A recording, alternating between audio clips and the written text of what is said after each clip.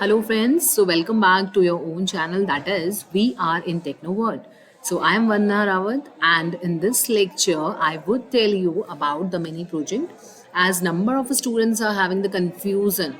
So much confusions like the students are having, like how to write the synopsis and how many pages we have to take in case of synopsis, and like if they wants to create the research paper for that, obviously then how like they can convert it into the research paper. Okay, so in this lecture I would tell you that how exactly you could write or you could prepare the synopsis, as well as how you could prepare the 8 to 9 pages of research paper. Okay, so for that purpose, what you do first of all, like you just do subscribe the channel that is We Are in Techno World, right? And don't forget to comment in the below comment box, as well as just do like this video. Okay, so come in the synopsis, for example, which you have got from the your college. For example, you are having the synopsis format, this, right? So first of all, like the synopsis is of 1 to 2 page, right? The synopsis are around 2 to 3 pages, in which you have to comprise all the things, like what exactly the topic is, right? As you could see the format, like synopsis on title, right? What exactly the project name is, right? For example, like I'm just taking one project that is of hydroponics, or you could say tomato leaf disease classification. Okay, so one student implemented this project. Okay, I'm just taking the example only. Okay, for example, the you are classifying, right? Is in case of tomato leaf, is there any disease, right? So using supervised learning technique, you wants to do that. Okay, so for that purpose, like you have to write down the title over here, right? Then submitted in partial fulfillment of the requirement for the award of the degree of, for example, it is BCA, whether it is BTech, whether it is MCA or BSc or BSc, right? So you just write your course name over here. Then, the student name, for example, like four names are mentioned over here. Why four names are written over here? Because if you are creating the project, the mini project in a group, okay, so if you are creating like 4 to 5 members team you are having, right? So in case of that, you could write the student's name over here, right? In student name one, who's leading the project, then in name number two, who is the second member, who is the third member, who is the fourth member, right? So the student name you could write over here, as well as the university roll number you could write. Then the next part is under the guidance of, right? As for every project, the number of mentors has been provided to you people, right? So obviously you are doing the project in the mentorship of anyone, right? So you just write the mentor name over here, who is the guide, who is providing you the guidance, then the designation of the guide, right? Then what is the project team ID which is allotted to you, right? So the ID would be mentioned on the website, right? From there you just got the number of project name, right?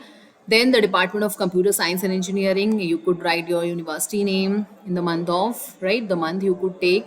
Then candidate declaration. I have taken one university example that is of graphic era, but you could take if the other students are watching from the different universities, then accordingly they could write their university name. There's no problem at all. Okay, I think the first phase is clear to you people.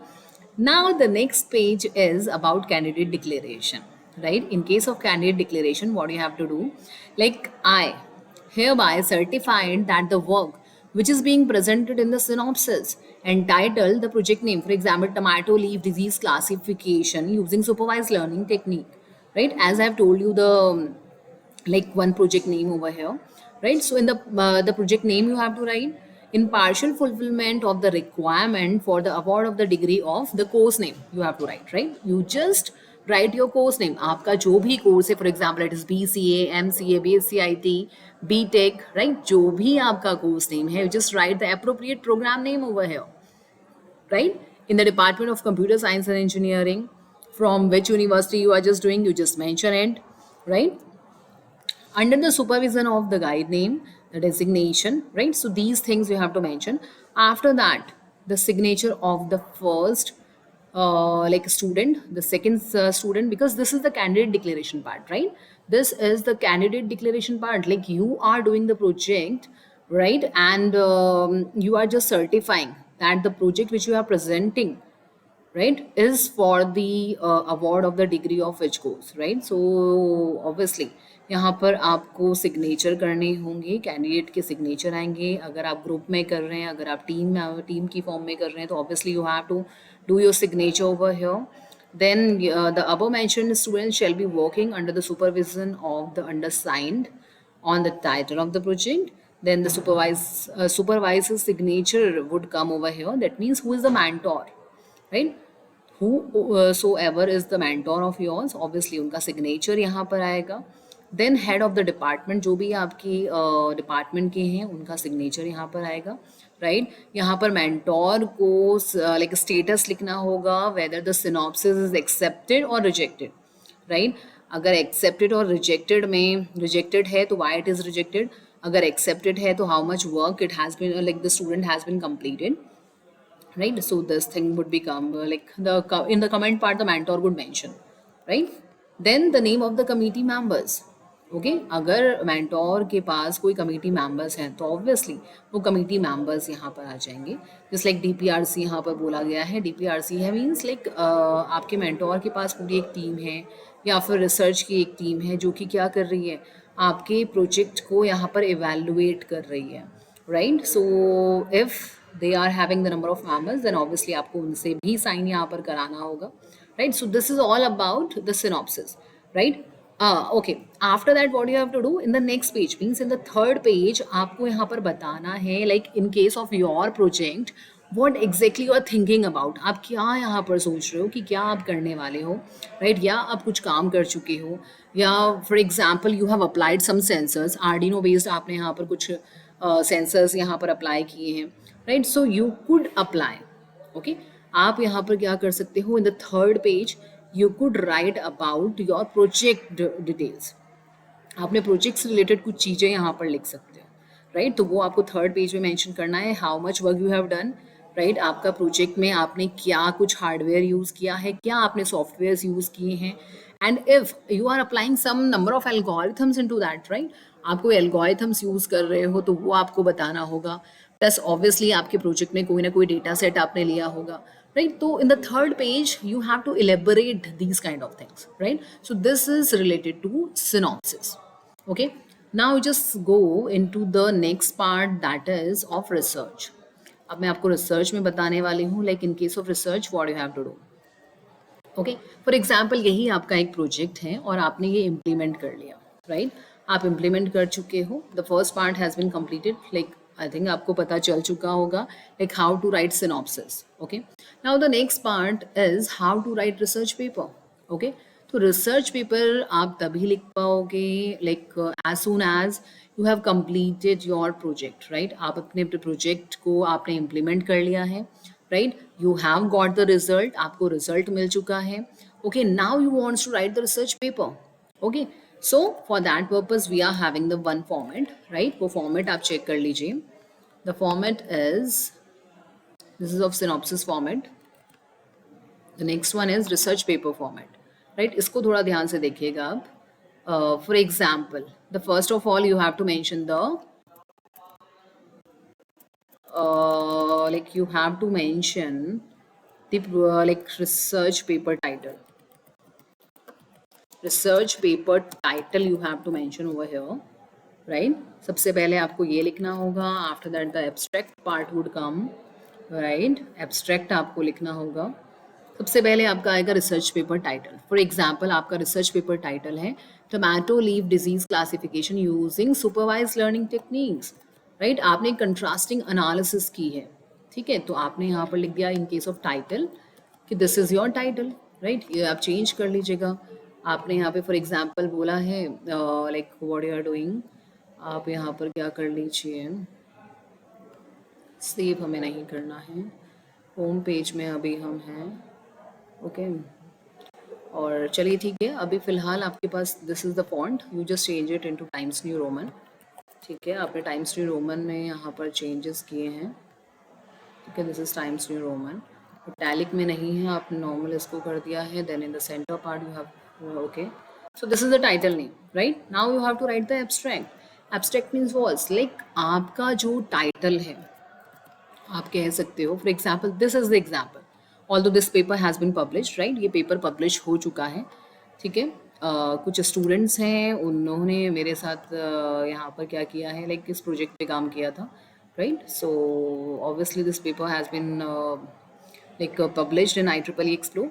So this is the abstract part, right? कि like what is the summary, इस पूरे paper की summary क्या है, right? वो आपको लिखनी होगी एब्स्ट्रैक्ट में. For example, just read out. Presently, hydroponic methods of growing the different varieties of crop is acquiring acceptance in different parts of the world for the reason that it is a technique of growing the plants with the help of water. सबसे पहले आप यहाँ पर ये बता रहे हो कि लाइक कि हाइड्रोपोनिक टेक्निक है क्या, right? Because tomato leaf disease जो है एग्जैक्टली आपने हाइड्रोपोनिक्स के केस में यहाँ पर क्या किया है, लाइक आपने ये जो पेपर पब्लिश किया है ये बेसिकली हाइड्रोपोनिक्स में आपने टोमेटो लाइक टोमेटो यहाँ पर क्या किए, ग्रो किए हैं, राइट? तो आप लीफ के केस में आप यहाँ you are just trying to find out the disease, is there any kind of disease? So if yes obviously so you are finding out with the help of algorithm, right? तो अब आप देखिए, आपने यहाँ पर बताया है कि in this technique we need not to use soil. Obviously hydroponics एक ऐसी टेक्निक है जिसमें आपको सॉइल यूज करने की जरूरत नहीं है, राइट? हाइड्रोपोनिक्स में आपका जो सारा काम है वो वाटर का होता है, राइट? सो सबसे पहले like have you got the concept कि basically in case of abstract what you have to right? देखिए फॉर एग्जाम्पल आपका जो प्रोजेक्ट है वो है text to image classification, right? तो आपने बोला कि सबसे पहले text to image like image में आप कन्वर्ट क्यों कर रहे हो, what is the motto, right? या फिर अगर आप बोलें for example traffic prediction, right, using machine learning algorithm, तो ट्रैफिक प्रेडिक्शन में आप what do mean by traffic, आपको क्यों यहाँ पर प्रेडिक्शन करवाने की ज़रूरत है कि लाइक वहाँ पर अभी ट्रैफिक जैम है, राइट? इस एरिया में बहुत ज़्यादा अभी जाम हो रखा है, तो मीन्स लाइक ये एरियाज़ को आप पहले ही प्रिडिक्ट कर लेते हो, राइट? आप कई बार एफएम रेडियो पे भी अनाउंस हो जाता है कि ये थोड़ा सा कंजेस्टेड एरियाज हैं या फिर यहाँ पर अभी ट्रैफिक जैम होने के चांसेस हैं, तो how they are predicting, right? So for that purpose what you are doing, you are applying some number of algorithms. So first of all in case of abstract आपको करना क्या है, आपको सबसे पहले अपने प्रोजेक्ट को यहाँ पर एक्सप्लेन करना है. अगर आपने ट्रैफिक प्रिडिक्शन लिया है, क्यों लिया है, राइट? आपको ट्रैफिक के ऊपर काम करने की जरूरत क्या थी, what is the need, okay? अब आपने ठीक है, आपको सिनेरियो पता चला कि ऐसा कुछ हो रहा है, अब यहाँ पर हमें कुछ अर्ली प्रिडिक्शन कराना होगा, तो आपने बोला कि ठीक है, for that purpose I am just applying some machine learning algorithms, right? तो वो आपने यहाँ पर डिस्प्ले करा दिया कि like in case of traffic what we could do, we could apply some machine learning algorithms, right? तो आपने वही चीज़ यहाँ पर डिस्कस की है कि like as a result, we need to adopt different methods for farming. So in this study, hydroponic methods are explained with the help of machine learning algorithm. The system works on the principle of KNN and Lazo regression algorithm to automatically provide them with the nutrients dissolved in water by the help of roots. With the help of this technique means आप यहाँ पर conclude कर रहे हो कि like आपने इस paper में क्या किया, ओके? वो आपने एब्स्ट्रैक्ट में थोड़ा सा कम शब्दों में यहाँ पर एक्सप्लेन किया है, ओके? फिर हैं आपके कीवर्ड्स, राइट? आपका पेपर का फॉर्मेट कुछ इस तरह का ही रहने वाला है, चाहे आप स्प्रिंचर के लिए पेपर लिखें, चाहे आप एआईपी प्रोसीडिंग के लिए लिखें, चाहे आप यहाँ पर लाइक एजेवियर के लिए लिखें, IEEE एक्सप्लोर के लिए लिखें, right? We are having different Scopus indexed conferences as well as the general, right? Format like obviously setting would be changed, but जो content है, content में यही सब आना है, right? Content would remain same, content यही रहेगा ऑब्वियसली, बस जो आपका बैकग्राउंड का जो फॉर्मेटिंग है that would be change, okay? तो आप ये समझिए, लाइक उसके बाद आपको कीवर्ड्स लिखने हैं कि आपके पेपर के जो कीवर्ड्स हैं, main keywords, like 7 to 8 keywords you have to write. Done. Then the third part would be introduction. आपको थर्ड पार्ट यहाँ पर मेंशन करना है आपके इंट्रोडक्शन का. मीन्स अभी हाइड्रोपोनिक्स क्या है, in detail you have to summarise, right? ये देखिएगा, आपने यहाँ पर डिटेल में समराइज किया है. For example hydroponics farming provide an opportunity to the agriculture, right? आपका रिसर्च पेपर बिल्कुल लाइक क्या होना चाहिए, फ्लैग फ्री होना चाहिए. Flag means like copy data content आपको नहीं यूज करना है, okay? You have to write in your own words, right आपने जो भी ये रिसर्च पेपर 8 to 9 पेजेस या 15 पेजेस का फ्रेम किया है, राइट अगर आप जनरल को टारगेट कर रहे हो तो obviously 13 to 14 page you have to write, अगर आप कॉन्फ्रेंस को टारगेट कर रहे हो तो at least 6 to 7 pages you have to write, right so the main thing is आप जो कुछ भी पढ़ रहे हो, डिफरेंट नंबर ऑफ पेपर्स जो भी आप पढ़ रहे हो, राइट उस केस में आपको क्या करना होगा, आपको अपने वर्ड्स में इनको डिफाइन करना होगा, ठीक है। तो आपने अपने वर्ड्स में आपने डिफरेंट नंबर ऑफ पेपर्स पढ़े regarding hydroponics and after that you are framing the sentences in your own words, right तो ऑब्वियसली यहाँ पर आपका प्लैग बहुत कम होगा, राइट या फिर 0% भी हो सकता है, right so we could check it like when once the paper would be completed ना, वो हम टर्निटिन के थ्रू चेक कर सकते हैं, ठीक है। हमारे पास और भी बहुत सारी रिसोर्सेज हैं जिसके थ्रू हम प्लैग चेक कर सकते हैं ऑल ओवर द वर्ल्ड, कि ऐसा तो नहीं है कि हमारा जो कंटेंट है ये 6 to 7 पेजेस का ये ऑलरेडी लिखा हुआ हो, ओके तो वो हम चेक कर सकते हैं लास्ट में, बट एक बार आप पेपर को फ्रेम करने की कोशिश कीजिए, राइट सो इंट्रोडक्शन में at least 2 to 3 pages you have to write about hydroponics. आपने कुछ इमेजेस यहाँ पे अपने आप से बना के फ्रेम कर दी हैं, राइट आप रियल लाइफ फार्मिंग की भी, हाइड्रोपोनिक्स फार्मिंग की इमेजेस यहाँ पर ले सकते हो, right that must be unique, images भी आपकी यूनिक होनी चाहिए, राइट इमेजेस भी आपकी यूनिक होनी चाहिए। For example figure 1 and figure 2 ये आपने रियल लाइफ से ले लिया है, राइट आपने देखा कहीं पर हाइड्रोपोनिक्स फार्मिंग हो रही है, वहां से आपने इमेजेस ले ली है, राइट बिकॉज आपने इंट्रोडक्शन पार्ट अभी बताया है। आफ्टर दैट अब आप बता रहे हो process work flow with the classification, right या फिर अगर आप यहाँ पर देखें लाइक रिसर्च पेपर का फॉर्मेट जो कि आपको भी भेजा गया है, राइट आप इसमें देखिए टेबल ऑफ कंटेंट, तो देखिए ऑब्वियसली इसकी ज़रूरत नहीं होती है। Introduction and the problem statement, कि आपका प्रॉब्लम स्टेटमेंट क्या है वो आपको बताना होगा, means what exactly do you wants to do, right वैसे ही रिसर्च पेपर में इंक्लूड होता नहीं है, बट कोई बात नहीं आप बना दीजिएगा सो दैट एट लास्ट हम उसको कहीं पे फ्रेम कर पाए। Then background and literature survey, literature survey में आपको क्या करना होगा, आपको यहाँ पर लाइक जो भी आपने डिफरेंट नंबर ऑफ पेपर्स पढ़े हैं, right according to your title, according to your research paper title आपने जितने भी पेपर्स पढ़े, ऐसा तो है नहीं आपने बिना पेपर पढ़े आपने यहाँ पर रिसर्च पेपर पूरा लिख दिया, राइट आपने कहीं ना कुछ सर्वे तो किया होगा, right for example in case of that आप देख सकते हो